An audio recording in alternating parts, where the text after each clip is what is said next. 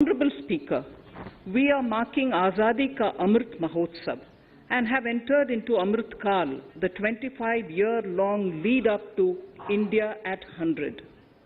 Honorable Prime Minister, in his Independence Day address, had set out the vision for India at 100. By achieving certain goals during Amrit Kal, our government aims to attain this vision. They are complementing the macroeconomic level growth focus with a microeconomic level all-inclusive welfare focus, promoting digital economy and fintech, technology-enabled development, energy transition, and climate action, and relying on virtuous cycles starting from private investment with public capital investment, helping to crowd in private investment. Since 2014, our government's focus has been on empowerment of citizens, especially the poor and the marginalized. Measures have included programs that have provided housing, electricity, cooking gas, and access to water. We also have programs for ensuring financial inclusion and direct benefit transfers. We are committed to strengthening the abilities of the poor to tap all opportunities. Our government constantly strives to provide the necessary ecosystem for the middle classes, a vast and wide section which is populated across various middle-income brackets, to make use of the opportunities they so desire. This budget seeks to lay the foundation and give a blueprint to steer the economy over Amrit Kal of the next 25 years, from India at 75 to India at 100. It continues to build on the vision drawn in the budget of 21-22. Its fundamental tenets, which included transparency of financial statement and fiscal position, reflect the government's intent, strengths, and challenges. This continues to guide us. The initiatives of the last year's budget have seen significant progress and have been provided with adequate allocations in this budget as well. The strengthening of health infrastructure, speedy implementation of the vaccination program, and the nationwide resilient response to the current wave of the pandemic are evident for all. The productivity-linked incentive in 14 sectors for achieving the vision of Atmanirbhar Bharat has received excellent response, with potential to create 60 lakh new jobs and an additional production of 30 lakh crore during next 5 years. Towards implementation of the new public sector enterprise policy, the strategic transfer of ownership of Air India has been completed. The strategic partner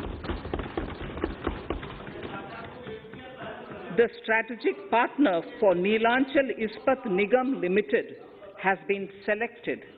The public issue of the LIC is expected shortly. Others too are in the process for 2022-23. The National Bank आपको पर्याप्त मौका पर्याप्त अवसर मिलेगा बेटे बेटे टिप्पणी मत कीजिए. The National Bank for Infrastructure Development and National Asset Reconstruction Company have commenced their activities. Honorable Speaker, sir, Budget 2021-22 had provided a sharp increase in provision for public investment or capital expenditure. Throughout the year, with the Honorable Prime Minister guiding the implementation, our economic recovery is continuing to benefit from the multiplier effect.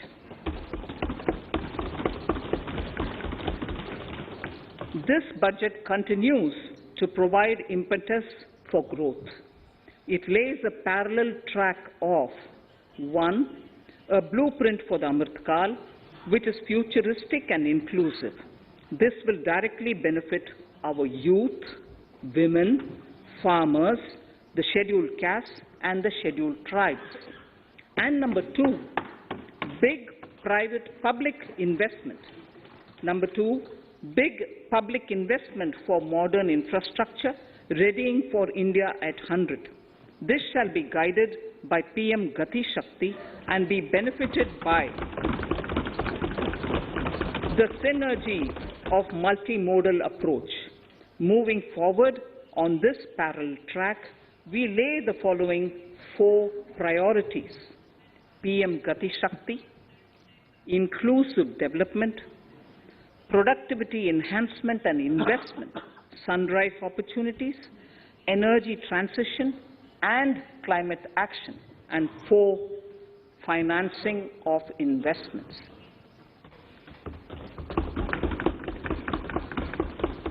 PM Gati Shakti. PM Gati Shakti is a transformative approach for economic growth and sustainable development. The approach is driven by 7 engines, namely roads, railways, airports, ports, mass transport, waterways, and logistics infrastructure. All 7 engines will pull forward the economy in unison. These engines are supported by the complementary roles of energy transmission, IT communication, bulk water and sewerage, and social infrastructure. Finally, the approach is powered by clean energy and Sabka Prayas. The efforts of the central government, the state governments, and the private sector together, leading to a huge job and entrepreneurial opportunities for all, especially the youth. PM Gati Shakti Master Plan, National Master Plan. The scope of PM Gati Shakti National Master Plan will encompass the 7 engines for economic transformation, seamless multimodal connectivity, and logistics efficiency. It will also include the infrastructure development by the state governments as per Gati Shakti Master Plan. The focus will be on planning, financing, including through innovative ways, use of technology, and speedier implementation. The projects pertaining to these 7 engines in the National Infrastructure Pipeline will be aligned with PM Gati Shakti framework. The touchstone of the master plan will be world-class modern infrastructure and logistics synergy among different modes of movement, both of people and goods, and location of projects. This will help raise the productivity and accelerate economic growth and development. Road transport. PM Gati Shakti Master Plan for expressways will be formulated in 22-23 to facilitate faster movement of people and goods. The National Highways network will be expanded by 25,000 kilometers in 2022-23. 20,000 crores of rupees will be mobilized through innovative ways of financing to complement the public resources. The data exchange among all mode operators will be brought on unified logistics interface platform, designed for application programming interface. This will provide for efficient movement of goods through different modes, reducing logistics cost and time, assisting just-in-time inventory management, and in eliminating tedious documentation. Most importantly, this will provide real-time information to all stakeholders and improve international competitiveness. Open source mobility stack for organizing seamless travel of passengers will also be facilitated. Contracts for implementation of multimodal logistic parks at 4 locations through PPP mode will be awarded in 22-23. Railways will develop new products and efficient logistics services for small farmers and small and medium enterprises, besides taking the lead in integration of postal and railways network to provide seamless solutions for movement of parcels. One station, one product concept will be popularized to help local businesses and supply chains. As a part of Atmanirbhar Bharat, 2,000 kilometers of network will be brought under Kavach, the indigenous world-class technology for safety and capacity augmentation in 2022-23. 400 new generation Vande Bharat trains will better energy efficiency and passenger riding experience will be developed and manufactured during the next 3 years. 100 PM Gati Shakti cargo terminals for multimodal logistics facilities will be developed during the next 3 years. Innovative ways of financing and faster implementation will be encouraged for building metro systems of appropriate type at scale. Multimodal connectivity between mass urban transport and railway stations will be facilitated on priority. Design of metro systems, including civil structures, will be reoriented and standardized for Indian conditions and needs. Parvat Mala. As a preferred ecologically sustainable alternative to conventional roads in difficult hilly areas, National Ropeways Development Program will be taken up on PPP mode. The aim is to improve connectivity and convenience for commuters, besides promoting tourism. This may also cover congested urban areas where conventional mass transit system is not feasible. Contracts for 8 such ropeway projects for a length of 60 kilometers will be awarded in 22-23. With technical support from the Capacity Building Commission, central ministries, state governments, and their infra agencies will have their skills upgraded. This will ramp up capacity in planning, design, financing, including innovative ways, and implementation management of the PM Gati Shakti infrastructure projects. Inclusive development, our second priority. Agriculture. The procurement of wheat in Rabi 21-22 and the estimated procurement of paddy in Kharif 21-22 will cover 1,208 lakh metric tons of wheat and paddy from 163 lakh farmers, and 2.37 lakh crores will be the direct payment of MSP value to their accounts. Chemical-free natural farming will be promoted throughout the country, with a focus on farmers' lands in 5-kilometer wide corridors along the river Ganga at the first stage. 2023 has been announced as the International Year of Millets. Support will be provided for post-harvest value addition, enhancing domestic consumption, and for branding millet products nationally and internationally. To reduce our dependence on import of oil seeds, a rationalized and comprehensive scheme to increase domestic production of oil seeds will be implemented. For delivery of digital and high-tech services to farmers, with involvement of public sector research and extension institutions, along with private agri-tech players and stakeholders of agri-value chains, a scheme in PPP mode will be launched.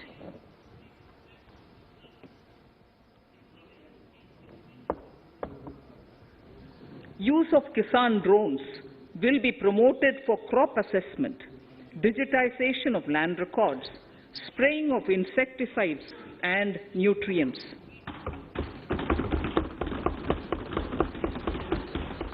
States will be encouraged to revise syllabi of agricultural universities to meet the needs of natural, zero budget, and organic farming, modern-day agriculture, value addition, and management. A fund with blended capital raised under the co-investment model will be facilitated through the NABARD. This is to finance startups for agriculture and rural enterprise relevant for farm produce value chain. The activities of these startups will include inter alia, support for FPOs, machinery for farmers on rental basis at farm level, and technology including IT-based support. The implementation of the Kane-Betwa link project at an estimated cost of 44,605 crores will be taken up. This is aimed at providing irrigation benefits to 9.0 lakh hectare of farmers' lands, drinking water supply to 62 lakh people, 103 megawatt of hydro, 27 megawatt of solar power, allocations of 4,300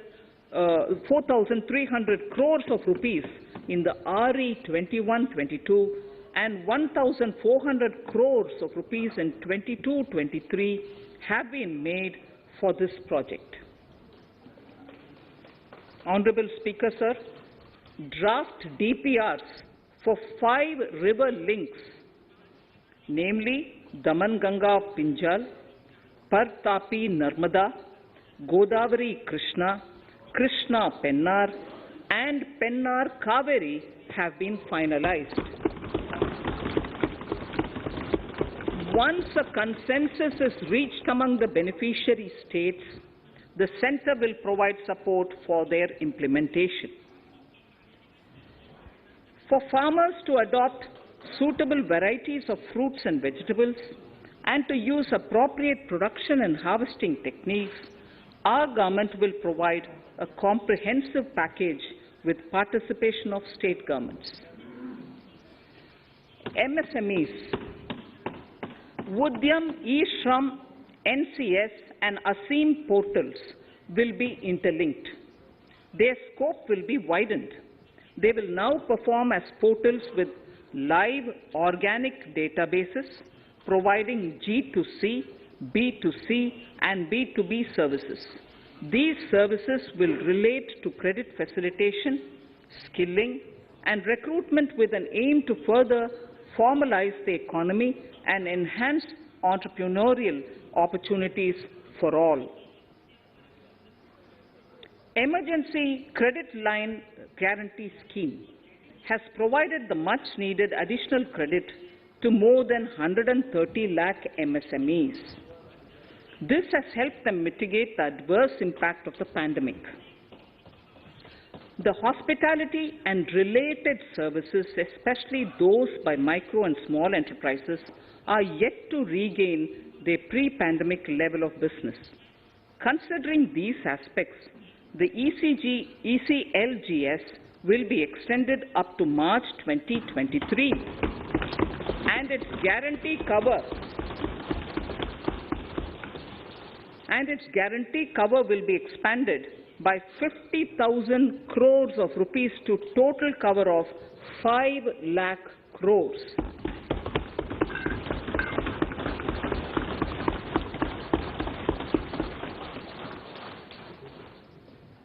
With the additional amount being earmarked exclusively for the hospitality and related sectors. Credit Guarantee Trust for Micro and Small Enterprises, CGT-MSE, scheme will be revamped with required infusion of funds. This will facilitate additional credit of 2 lakh crore for micro and small enterprises and expand employment opportunities.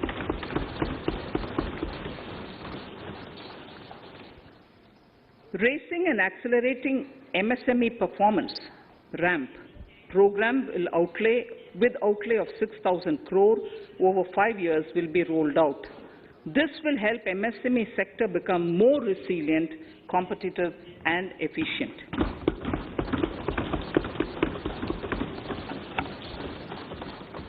Skilling programs and partnership with the industry will be reoriented to promote continuous skilling avenues, sustainability and employability.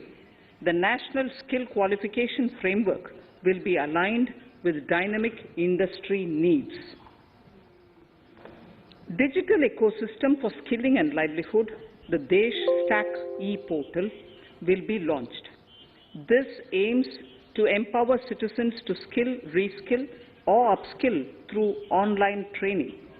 It will also provide API-based trusted skill credentials payment and discovery layers to find relevant jobs and entrepreneurial opportunities. Startups will be promoted to facilitate Drone Shakti through varied applications and for drone as a service.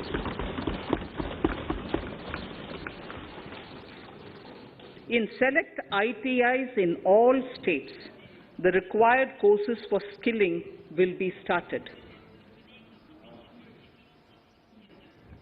Due to the pandemic-induced closure of schools, our children, particularly in the rural areas and those from scheduled castes and scheduled tribes and other weaker sections, have lost almost 2 years of formal education. Mostly, these are children in government schools. We recognize the need to impart supplementary teaching and to build a resilient mechanism for education delivery. For this purpose, One Class, One TV channel program of PM E-Vidya will be expanded from 12 to 200 TV channels. This will enable all states to provide supplementary education in regional languages for classes 1 to 12.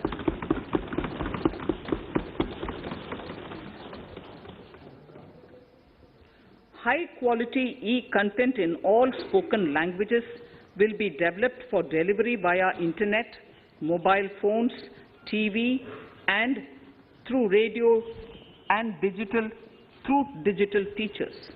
A competitive mechanism for development of quality e-content by the teachers will be set up to empower and equip them with digital tools of teaching and facilitate better learning outcomes.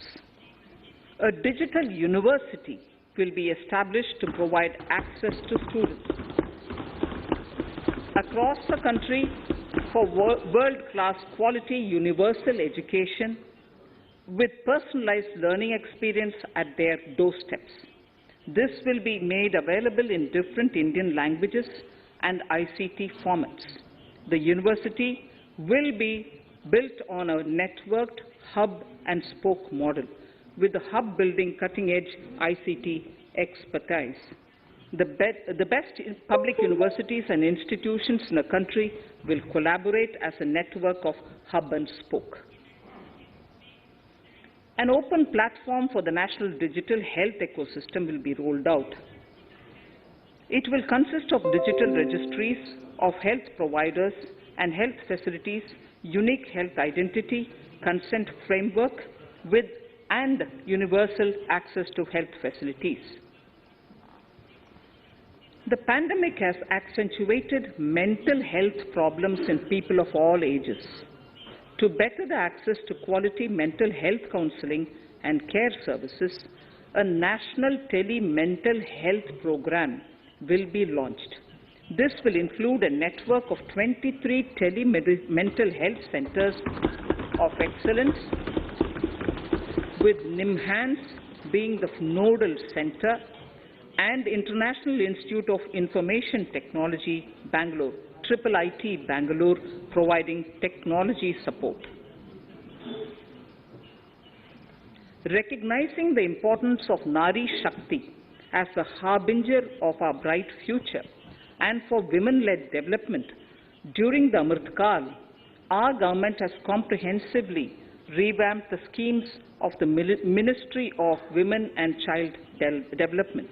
Accordingly, 3 schemes, namely Mission Shakti, Mission Vatsalya, Saksham Anganwadi and Poshan 2.0 were launched recently to provide integrated benefits to women and children. Saksham Anganwadis are a new generation Anganwadis that have better infrastructure and audio-visual aids,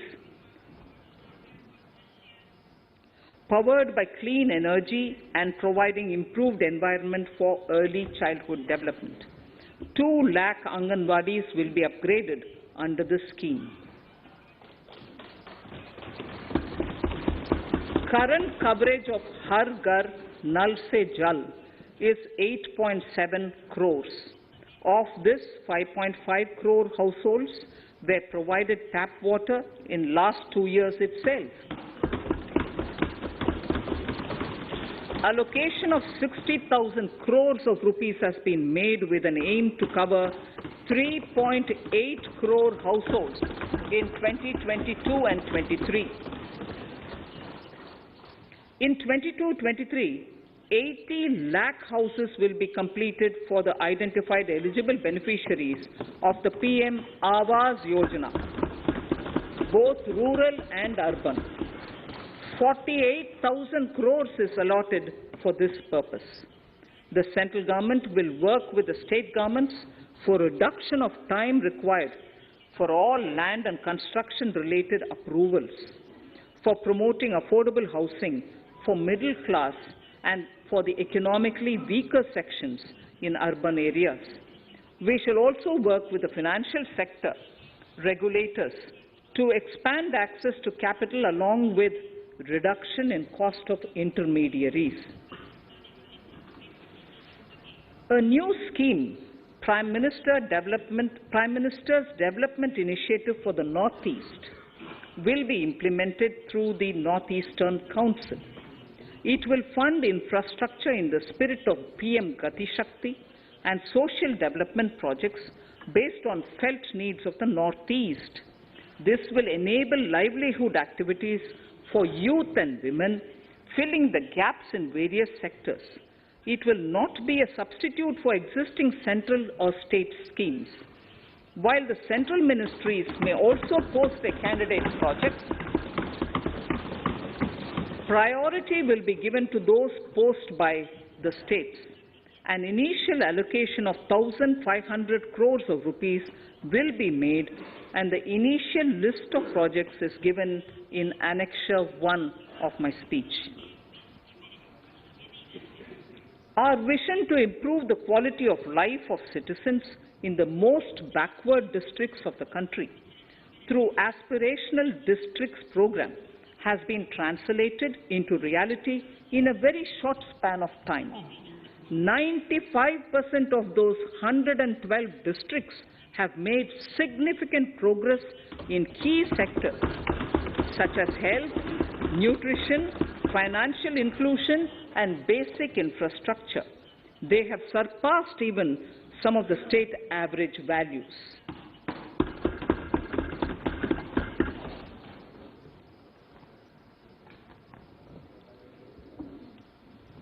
However, in those districts, some blocks continue to lag. In 22-23, the program will focus on such blocks in those districts. Border villages with sparse population, limited connectivity, and infrastructure often get left out from the development gains. Such villages on the northern border will be covered under a new Vibrant Villages program. The activities will include construction of village infrastructure, housing, tourist centers, road connectivity, provisioning of decentralized renewable energy, direct-to-home access for Doordarshan and educational channels, and support for their livelihood generation. Additional funding for these activities will be provided. Existing schemes will be converged. We will define their outcomes and monitor them on a constant basis. In 2022, 100% of 1.5 lakh post offices will come on the core banking system, enabling financial inclusion and access to accounts through net banking, mobile banking, ATMs, and also provide online transfer of funds between post office accounts and bank accounts. This will be helpful, especially for farmers and senior citizens in rural areas, enabling interoperability and financial inclusion. Honorable Speaker, sir, in recent years, digital banking, digital payments, and fintech innovations have grown at a rapid pace in the country. Government is continuously encouraging these sectors to ensure that the benefits of digital banking reach every nook and corner of the country in a consumer-friendly manner. Taking forward this agenda and to mark 75 years of our independence, it is proposed to set up 75 digital banking units in 75 districts of the country by scheduled commercial banks. The financial support for digital payment ecosystem announced in the previous budget will continue in 22-23 as well. This will encourage further adoption of digital payments.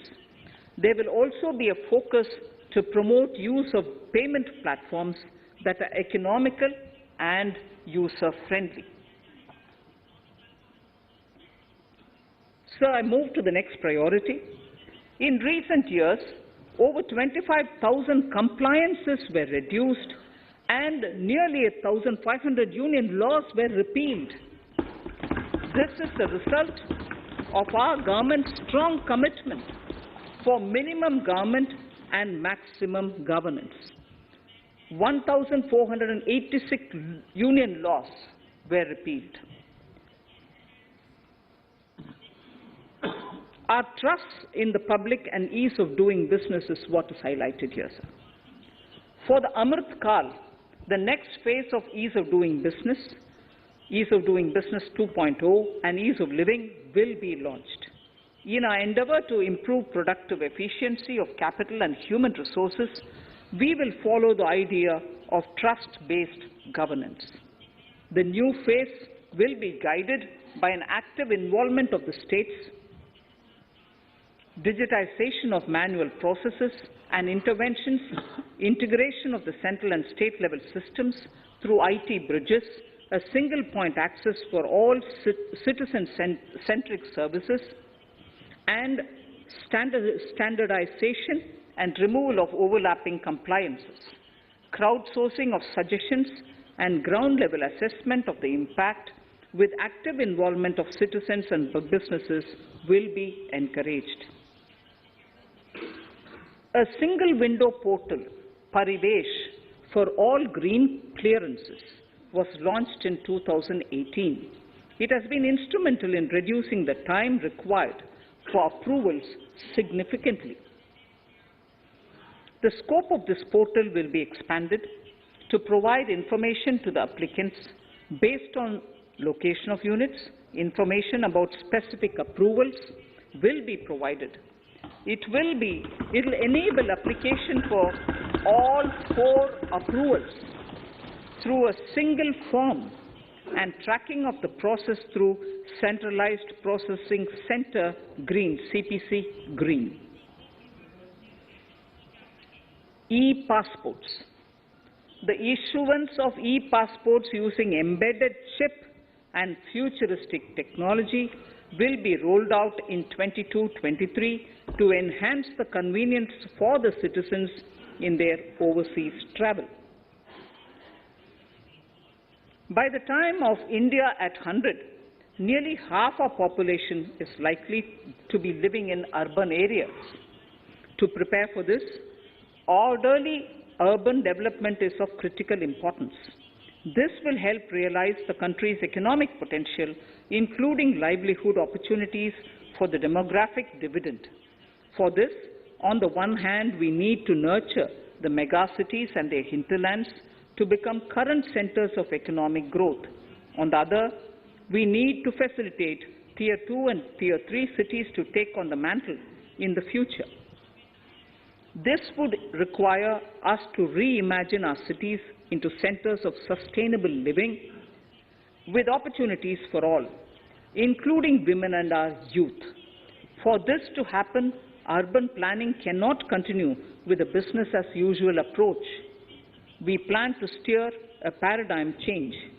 A high-level committee of reputed urban planners, urban economists, and institutions will be formed to make recommendations on urban sector policies, capacity building, planning, implementation, and governance. For urban capacity building, support will be provided to the states. Modernization of building bylaws, town planning schemes, transit-oriented development will be implemented. This will facilitate reforms for people to live and work closer to the mass transit systems. The central government's financial support for mass transit projects and Amrit scheme will be leveraged for formulation of action plans and their implementation for facilitating the TOD and TPS by the states. For developing India-specific knowledge in urban planning and design, and to deliver certified training in these areas, up to 5 existing academic institutions in different regions will be designated as centers of excellence. These centers will be provided endowment fund of 250 crore each. In addition, the AICTE will take the lead to improve syllabi, quality and access of urban planning courses in other institutions. We will promote a shift to use of public transport in urban areas. This will be complemented by clean tech and governance solutions, special mobility zones with zero fossil fuel policy and EV vehicles. Battery swapping policy. Considering the constraint of space in urban areas, for setting up charging stations at scale, a battery swapping policy will be brought out and interoperability standards will be formulated.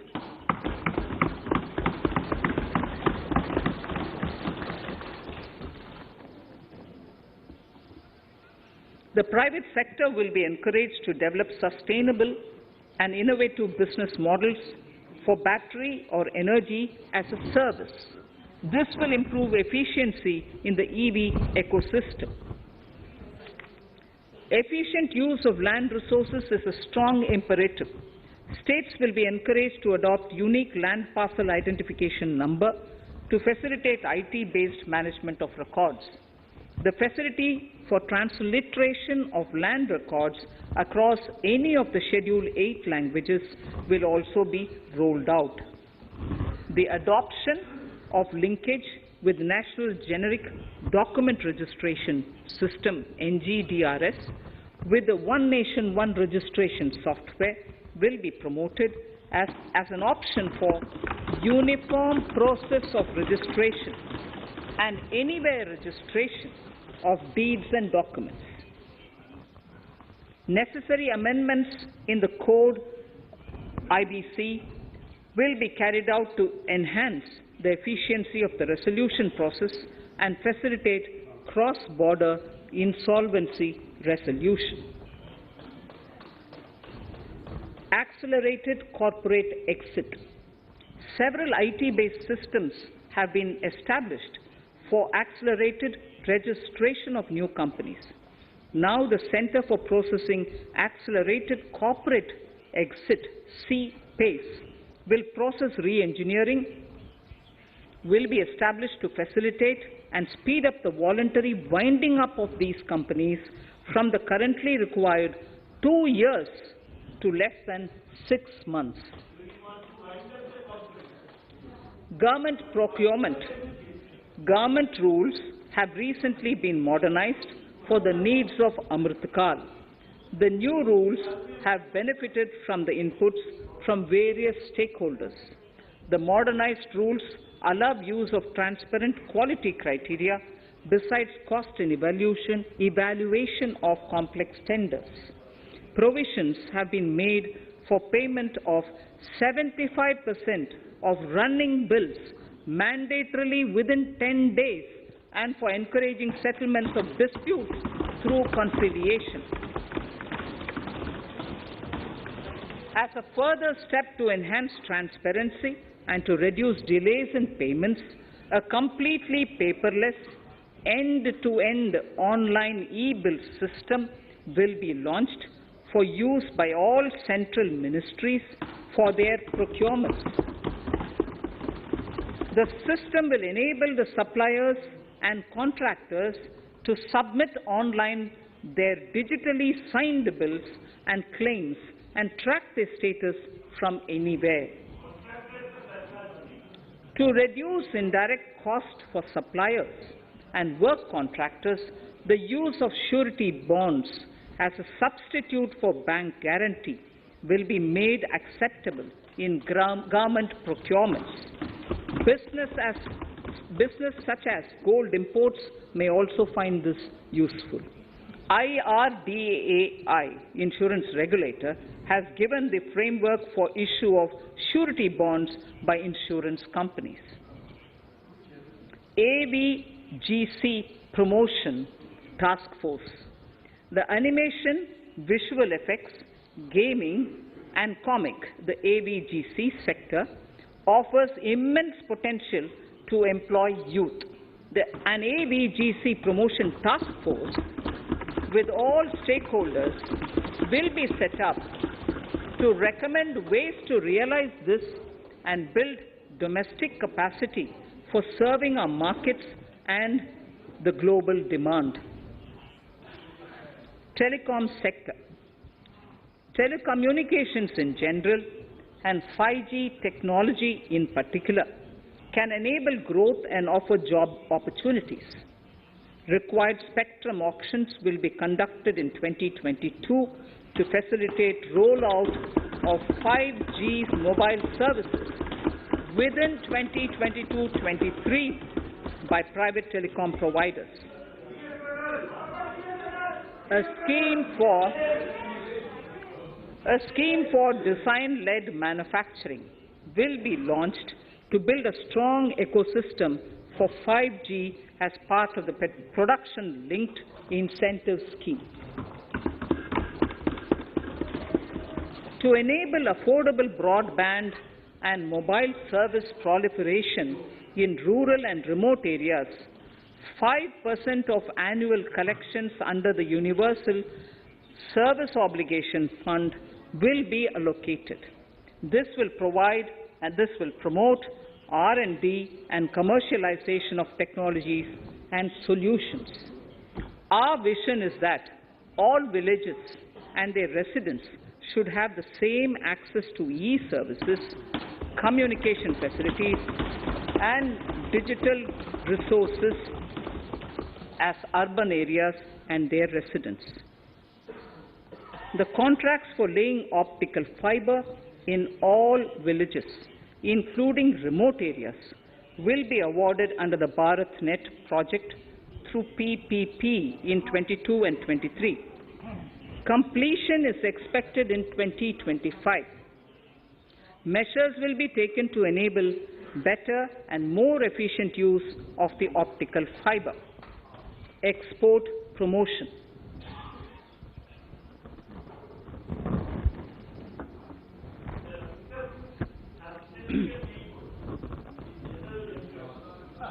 The Special Economic Zones Act will be replaced with a new legislation that will enable the states to become partners in development of enterprise and service hubs.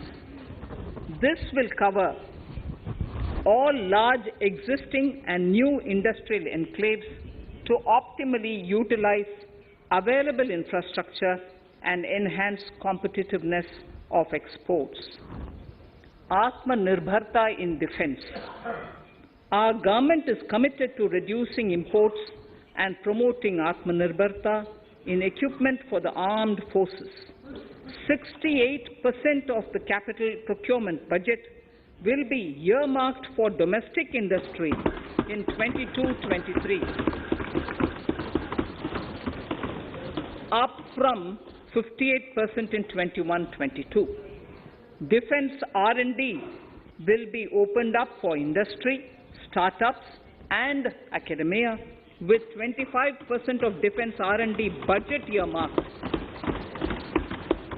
Private industry will be encouraged to take up design and development of military platforms and equipment in collaboration with DRDO and other organizations through SPV model. An independent nodal umbrella body will be set up for meeting wide-ranging testing and certification requirements.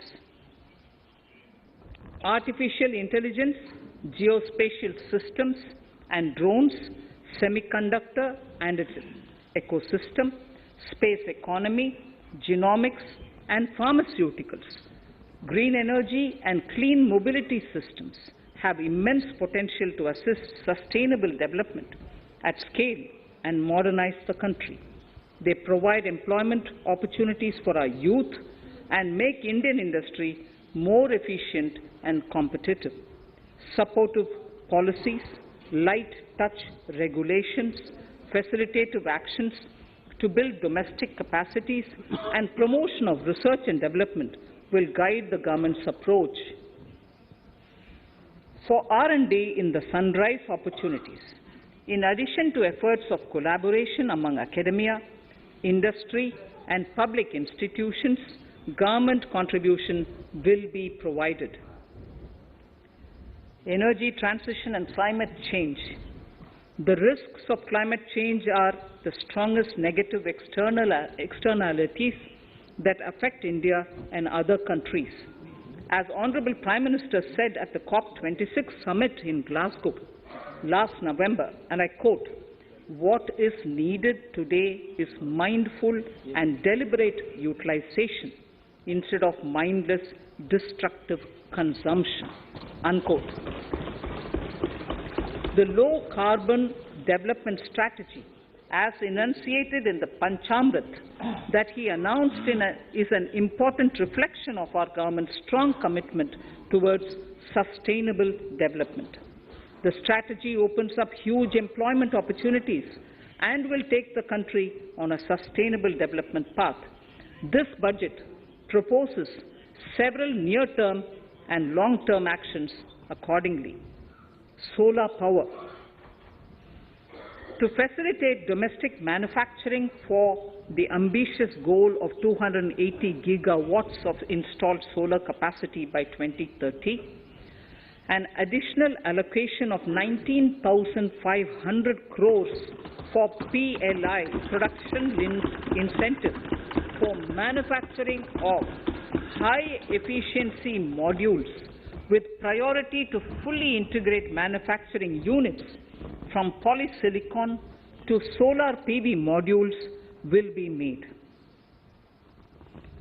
Honorable Speaker, sir, the circular economy transition is expected to help in productivity enhancement as well as creating large opportunities for new businesses and jobs. The action plans for 10 sectors such as electronic waste, end-of-life vehicles, used oil waste, toxic and hazardous industrial waste are already ready. The focus will now be on addressing important cross-cutting issues of infrastructure, reverse logistics, technology upgradation, and integration with informal sector. This will be supported by active public policies covering regulations, extended producers' responsibilities, framework, and innovation facilities. 5 to 7% biomass pellets will be co-fired in thermal power plants, resulting in carbon dioxide savings of 38 MMT annually. This will also provide extra income to farmers and job opportunities to locals and help avoid stubble burning in agricultural fields. Saving energy is an important aspect of the energy management. Hence, energy efficiency and savings measures will be promoted. This will be done in large commercial buildings through the energy service company business model. It will facilitate capacity building and awareness for energy audits, performance contracts, and common measurement of and verification protocol. 4 pilot projects for coal gasification and conversion of coal into chemicals required for the industry will be set up to evolve technical and financial viability. the policies and required legislative changes to promote agroforestry and private forestry will be brought in. In addition, financial support will be provided to farmers belonging to scheduled castes and scheduled tribes who want to take up agroforestry. Honourable Speaker, I now move to the fourth priority, financing of investments. Capital investment holds the key to speedy and sustainable economic revival and consolidation through its multiplier effect. Capital investment also helps in creating employment opportunities, induced enhanced demand for manufactured input from large industries and MSMEs, services from professionals, and help farmers through better agri-infrastructure. The economy has shown strong resilience to come out of the effects of the pandemic with high growth. However, we need to sustain that level to make up for the setback of 2020-2021. As outlined in para 5 earlier, the virtuous cycle of investment requires public investment to crowd in private investment. At this stage, private investments seem to require that support to rise to their potential and to the needs of the economy. Public investment must continue to take the lead and prime the private investment and demand in 2022-23.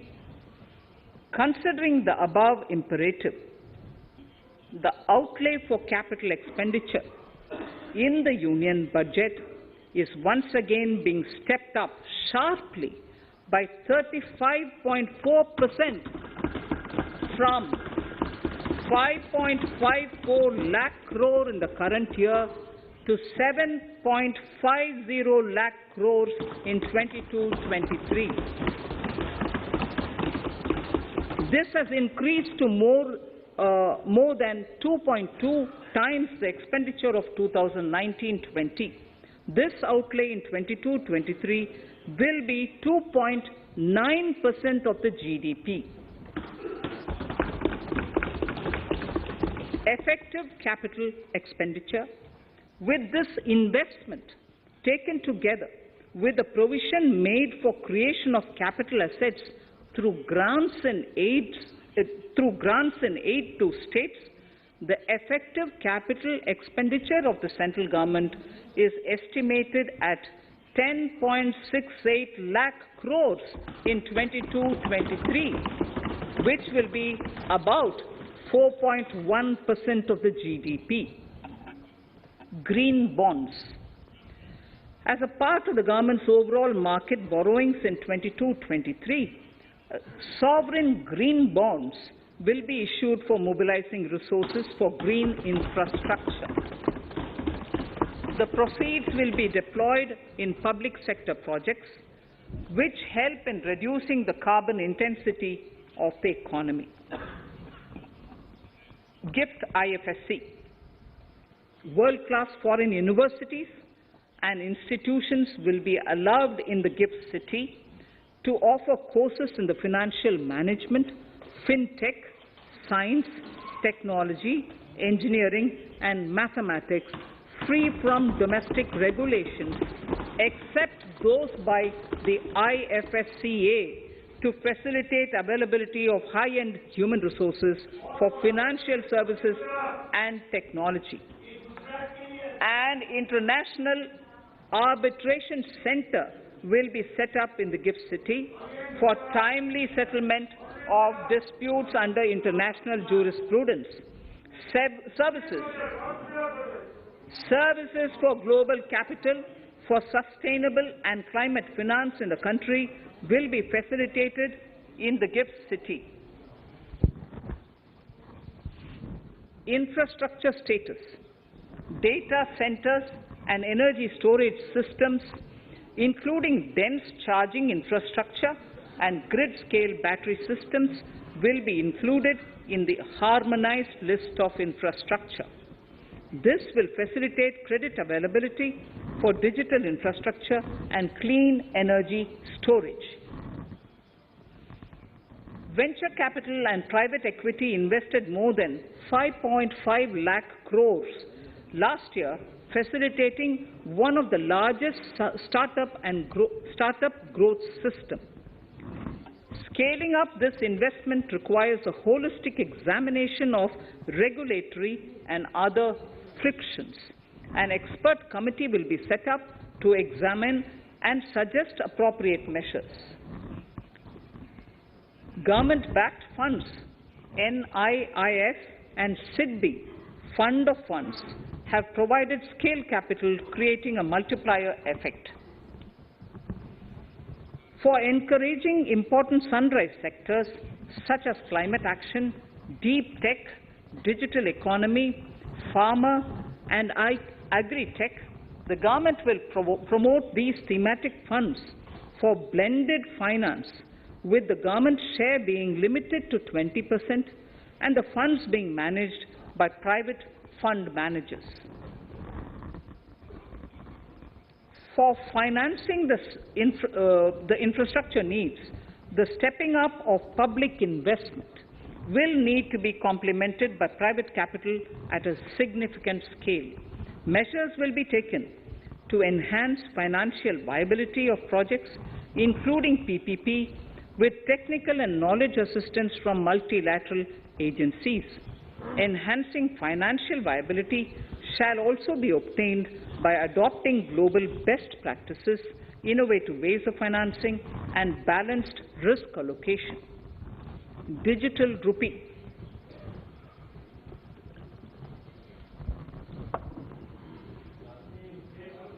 Introduction of a central bank digital currency will give a big boost to digital economy. Digital currency will also lead to a more efficient and cheaper currency management system. It is therefore proposed to introduce digital rupee using blockchain and other technologies to be issued by the Reserve Bank of India starting 2022 and 23. Financial assistance to states for capital investment.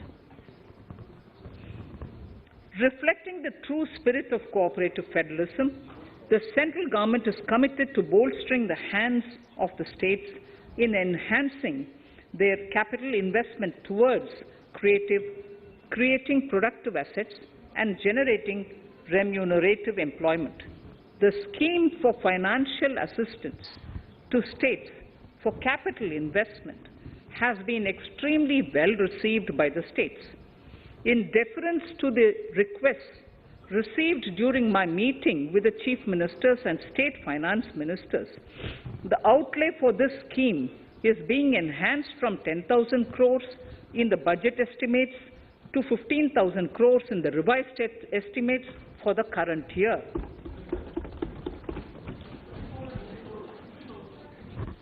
For 22-23,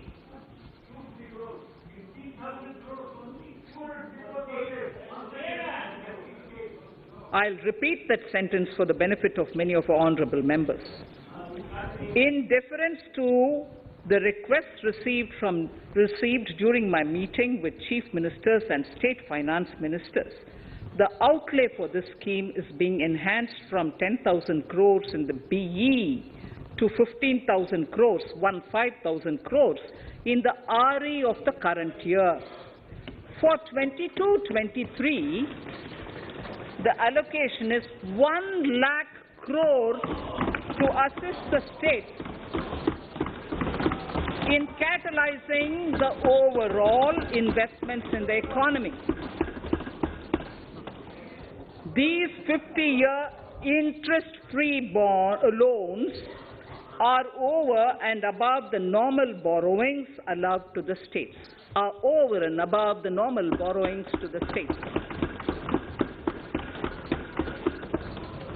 This allocation will be used for PM Gati Shakti related and other productive capital investments of the states. It will also include components for supplemental funding for priority segments of PM Gram Sadak Yojana, including support for the state's share, digitization of the economy, including digital payments and completion of OFC network, and reforms related to building bylaws, town planning schemes, transit-oriented development, and transferable development rights.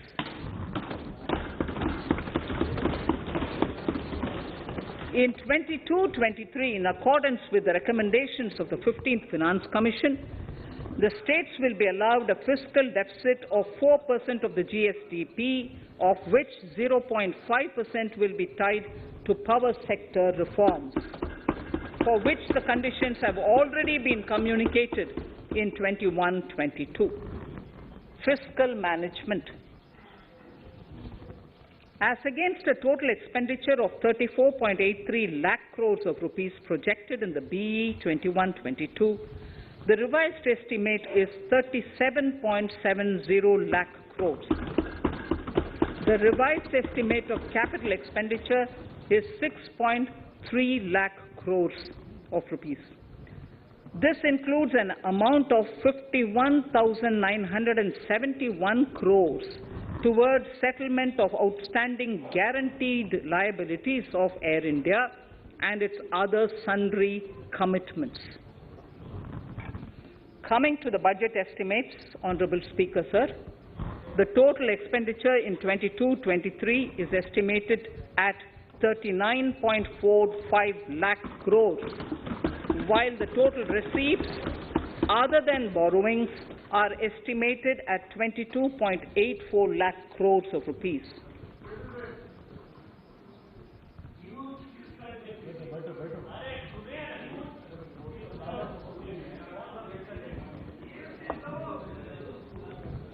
The revised fiscal deficit, Honourable Speaker, in the current year is estimated at 6.9% of the GDP, as against 6.8% projected in the budget estimates. The fiscal deficit is in 22-23 is estimated at 6.4% of the GDP, which is consistent with the broad path of the fiscal consolidation announced by me last year to reach a fiscal deficit level below 4.5% by 25-26. While setting the fiscal deficit level in 22-23, I am conscious of the need to nurture growth through public investment to become stronger and sustainable. I will now move to Part B of my speech.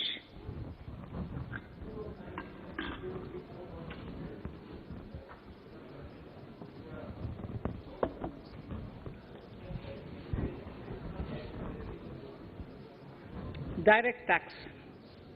Honourable Speaker, sir, I take this opportunity to thank all the taxpayers of our country who have contributed immensely and strengthened the hands of the government in helping their fellow citizens in this hour of need. So I have brought in a little verse from the Mahabharata.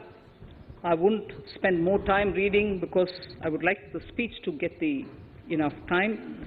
However, the substance of it is the king must make arrangements for yoga kshema, which is the welfare of the populace, by way of abandoning any laxity and by governing the state in line with dharma, along with collecting taxes which are in consonance with dharma. This is Mahabharata Shanti Parva Adhyaya, Shloka 11 from 72. Drawing wisdom from our ancient texts, we continue on the path to progress. The proposals in this budget, while continuing with our declared policy of stable and predictable tax regime, intend to bring more reforms that will take ahead our vision to establish a trustworthy tax regime. This will further simplify the tax system, promote voluntary compliance by taxpayers, and reduce litigation. Introducing new updated return. India is growing at an accelerated pace and people are undertaking multiple financial transactions. The Income Tax Department has established a robust framework of reporting of taxpayers' transactions. In this context, some taxpayers may realize that they have committed omissions or mistakes in correctly estimating their income for tax payment. To provide an opportunity to correct such errors, I am proposing a new provision permitting taxpayers to file an updated return on payment of additional tax. This updated return can be filed within 2 years from the end of the relevant assessment year.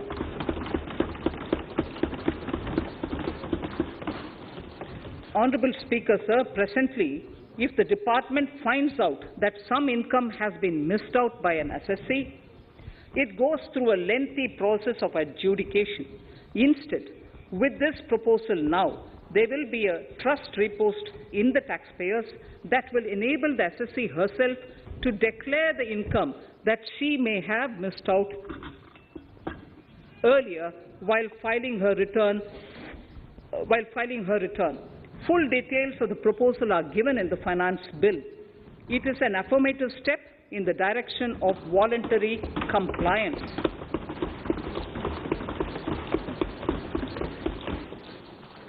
Reduced alternative minimum tax rate and surcharge for co-operatives. Currently, cooperative societies are required to pay alternate minimum tax at the rate of 18 and 1.5%. However, companies pay the same rate, which is the alternate minimum tax, at the rate of 15%. To provide a level playing field between cooperative societies and companies, I propose to reduce this rate for the cooperative societies also to 15%. Honourable Speaker, sir, I also propose to reduce the surcharge on cooperative societies from the present 12% to 7% for those having total income of more than 1 crore and up to 10 crores. This would help in enhancing income of cooperative societies and its members who are mostly from the rural and from farming communities. Tax relief to persons with disability. The parent or guardian of a differently abled person can take an insurance scheme for such person. The present law provides for deduction to the parent or guardian only if the lump sum payment or annuity is available to the differently abled person on the death of the subscriber, that is the parent or the guardian. There could be situations where the differently abled dependent may need payment of annuity or lump sum amount even during the lifetime of their parent or guardian. I propose thus to allow the payment of annuity and lump sum amount to the differently abled dependent during the lifetime of the parent and guardians, that is parent or guardians, attaining the age of 60 years. Parity between employees of the state and central governments. At present, the central government contributes 14% of the salary of its employee to the National Pension System, NPS, Tier 1. This is allowed as a deduction in computing the income of the employee. However, such deduction is allowed only to the extent of 10% of the salary in case of employees of the state governments. To provide equal treatment to both central and state government employees, I propose to increase the tax deduction limit from 10% to 14% on employers' contribution to the MPS account of state government employees as well. This would help in enhancing the social security benefits of the state government employees and bring them at par with central government employees. Incentives for startups. Startups have emerged as drivers of growth for our economy. Over the past few years, the country has seen a manifold increase in successful startups. Eligible startups established before 31/3/2022 had been provided a tax incentive for 3 consecutive years out of the 10 years from incorporation. In view of the COVID pandemic, I propose to extend the period of incorporation of the eligible startup by 1 more year, that is, up to 31/3/2023, for providing such tax incentives.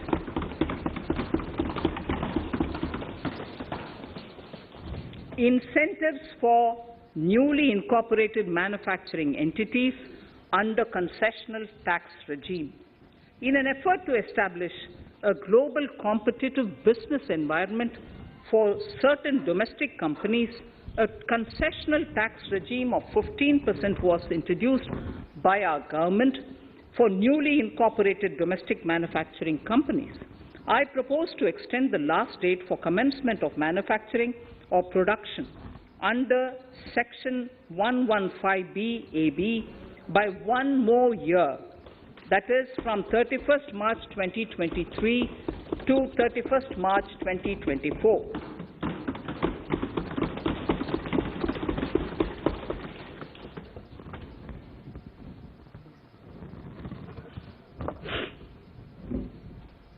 Scheme for taxation of virtual digital assets.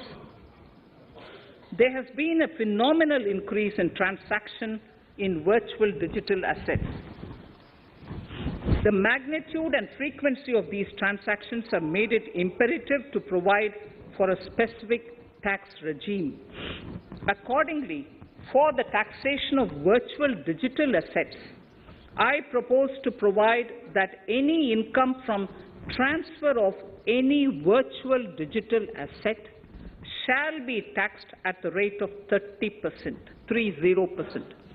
No deduction in respect of any expenditure or allowance shall be allowed while computing such income except cost of acquisition. Further, loss from transfer of virtual digital asset cannot be set off against any other income. Further, in order to capture the transaction details, I also propose to provide for TDS on payment made in relation to transfer of virtual digital asset at the rate of 1% of such consideration above a monetary threshold. Gift of virtual digital asset is also proposed to be taxed in the hands of the recipient.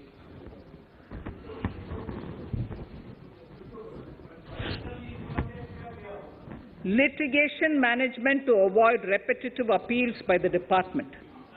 It has been observed that a lot of time and resources are consumed in filing of appeals which involve identical issues. Taking forward our policy of sound litigation management, I propose to provide that if a question of law in the case of an assessee is identical to a question of law which is pending in the appeal before a jurisdictional High Court or Supreme Court, in any case, the filing of further appeal in the case of this assessee by the department shall be deferred till such a question of law is decided by the jurisdictional High Court or the Supreme Court. This will greatly help in reducing the repeated litigation between taxpayer and the department.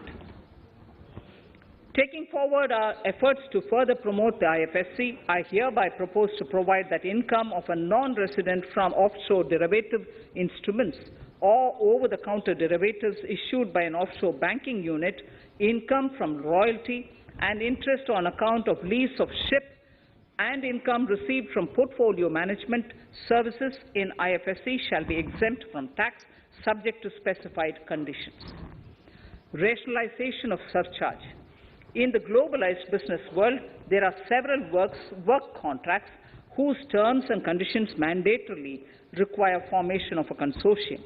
The members in the consortium are generally companies. In such cases, the income of these AOPs has to suffer a graded surcharge up to 37%, which is a lot more than surcharge on the individual companies.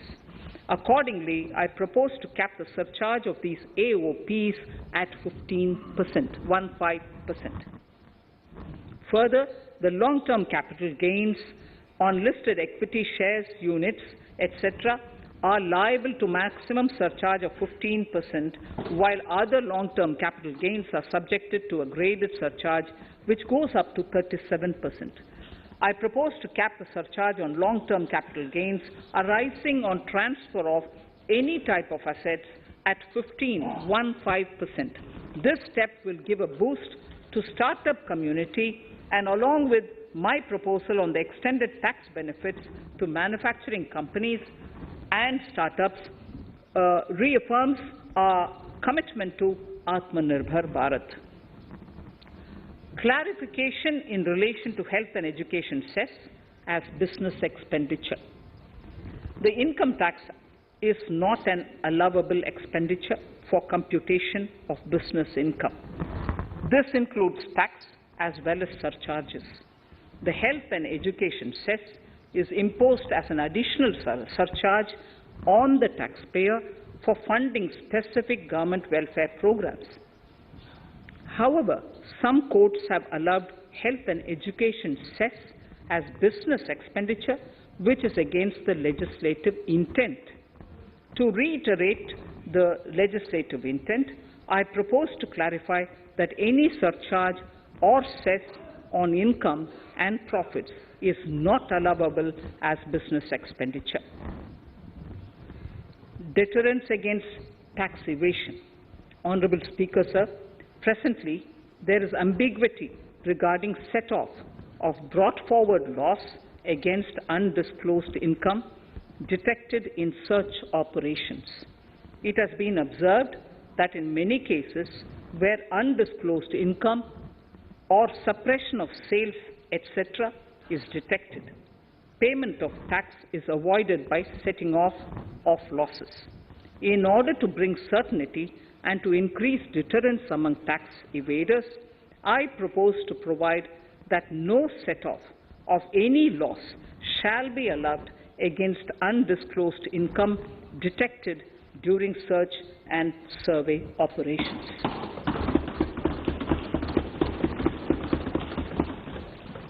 It has been noticed that as a business promotion strategy, there is a tendency on businesses to pass on benefits to their agents.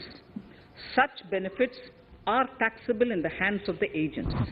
In order to track such transactions, I propose to provide for tax deduction by the person giving benefits if the aggregate value of such benefits exceeds 20,000 rupees during the financial year.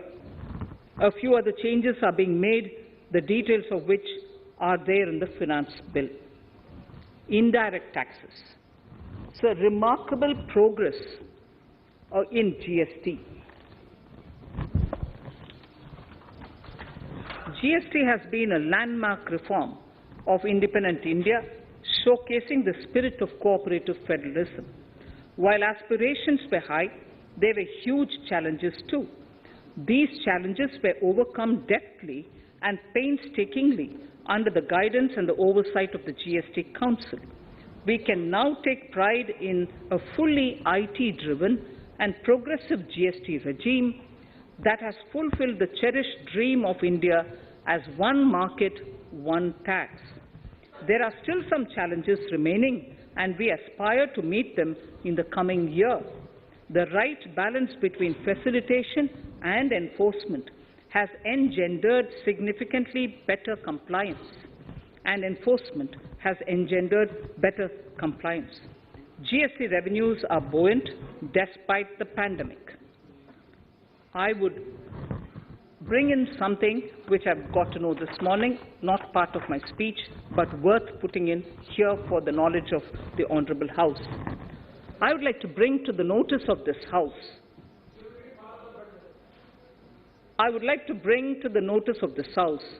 that the gross GST collections for the month of January 22 are rupees 1,40,986 crores,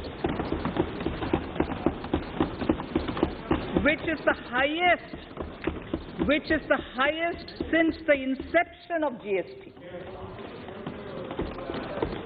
This has been possible due to rapid economic growth recovery, post-COVID,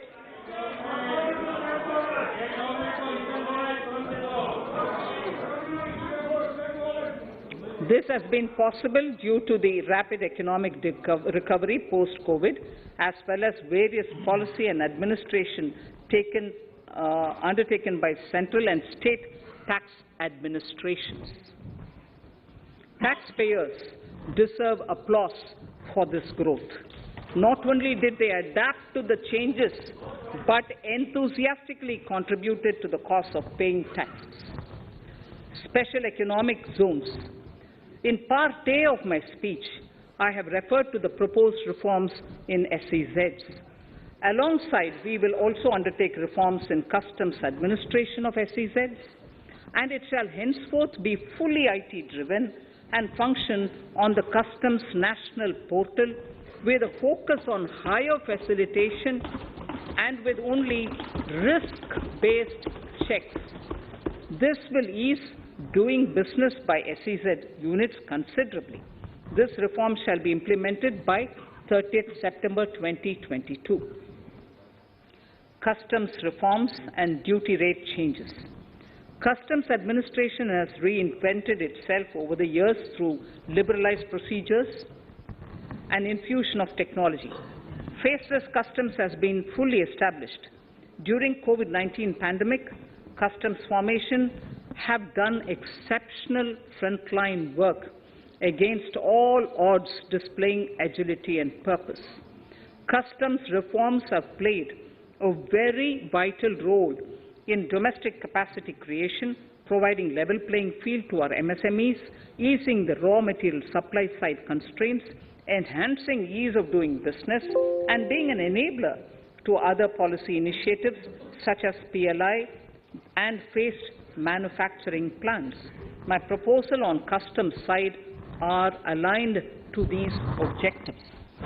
Project imports and capital goods. National Capital Goods Policy 2016 aims at doubling the production of capital goods by 2025. This would create an employment opportunities and result in increased economic activity. However, several duty exemptions, even extending to over 3 decades, in some cases have been granted to capital goods for various sectors like power, fertilizer, textiles, leather footwear, food processing, and fertilizers. These exemptions have hindered the growth of the domestic capital goods sector. Similarly, project import duty concessions have also deprived the local producers of a level playing field in areas like coal mining projects, power generation, transmission or distribution projects, railway and metro projects. Our experience suggests that reasonable tariffs are conducive to the growth of domestic industry and make in India without significantly impacting the cost of essential imports. Accordingly, Honourable Speaker, Sir, it is proposed to phase out the concessional rates in capital goods and project imports gradually and apply a moderate tariff of 7.5%. Certain exemptions for advanced machineries that are not manufactured within the country shall continue. A few exemptions are being introduced on inputs like specialized castings, ball screw, and linear motion guide to encourage domestic manufacturing of capital goods. In the last 2 budgets, we have rationalized several customs exemptions. We have once again carried out an extensive consultation, including by crowdsourcing. As a result of these consultations, more than 350 exemption entries are proposed to be gradually phased out. These include exemptions on certain agricultural produce,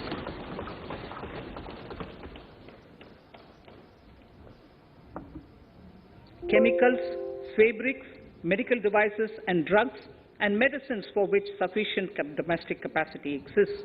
Further, as a simplification measure, several concessional rates are being incorporated in the customs tariff schedule itself instead of prescribing them through various notifications.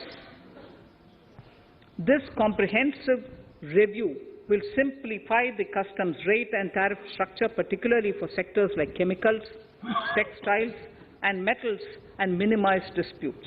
Removal of exemption on items which are or can be manufactured in India, and providing concessional duties on raw material that go into manufacturing of intermediate products will go many a step forward in achieving our objective of Make in India and Atmanirbhar Bharat.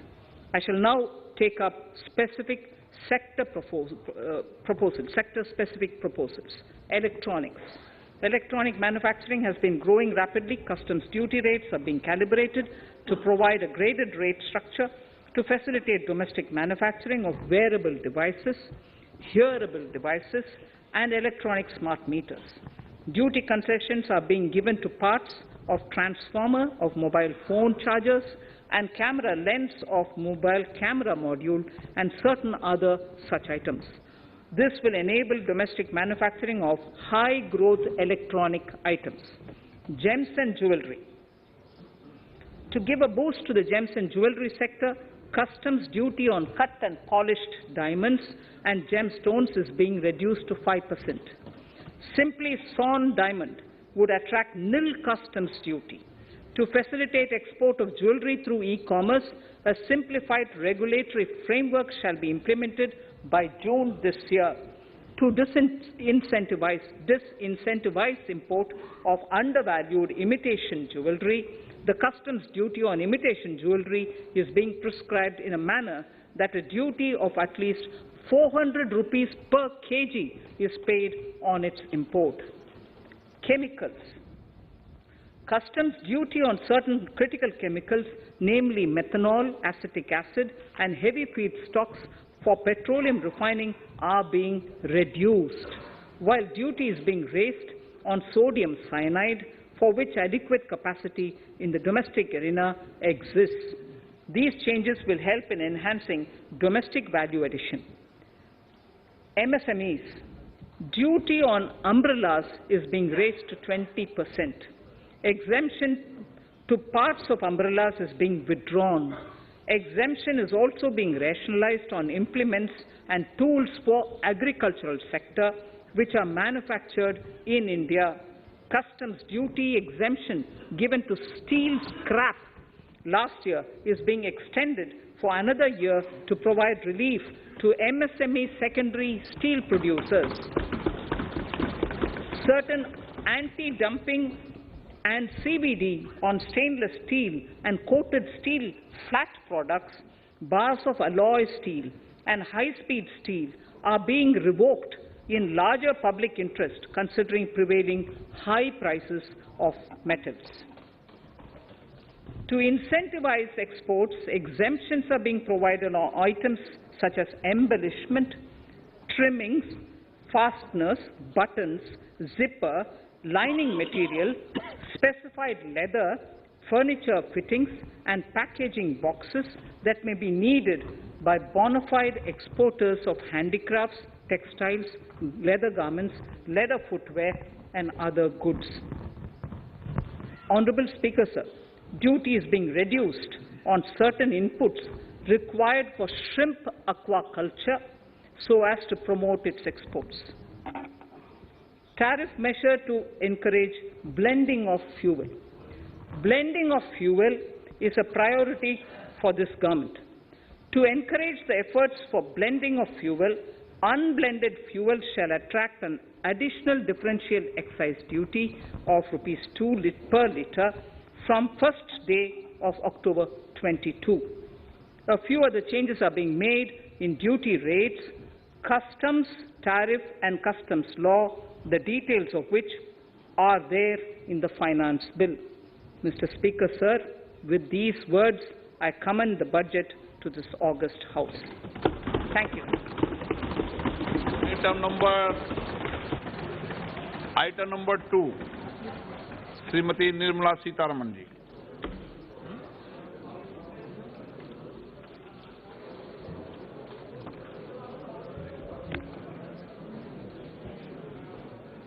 Sir, with your permission, I rise to lay on the table the following statements under Section 3(1) of the Fiscal Responsibility and Budget Management FRBM Act 2003, Medium-Term Fiscal Policy cum Fiscal Policy Strategy Statement and Macroeconomic Framework Statement. Item number 3, वित्त विधेयक 2020 Nirmala Sitharaman ji. Sir, item number 3, Finance Bill. Sir, with your permission, I rise to move for leave to introduce the Finance Bill 2022. प्रश्न ये कि वित्त विधेयक को प्रस्तावित करने की अनुमति प्रदान की जाए। जो सदस्य इसके पक्ष में हाँ कहें, जो सदस्य विरोध में ना कहें। मेरे विचार में निर्णय हाँ वालों के पक्ष में, हाँ वालों के पक्ष में। माननीय मंत्री जी, वित्त विधेयक को प्रस्तावित करें। Sir, I introduce the bill. सभा की कार्रवाई कल बुधवार दिनांक 2 फरवरी 2022 को 4:30 बजे तक के लिए स्थगित की जाती है।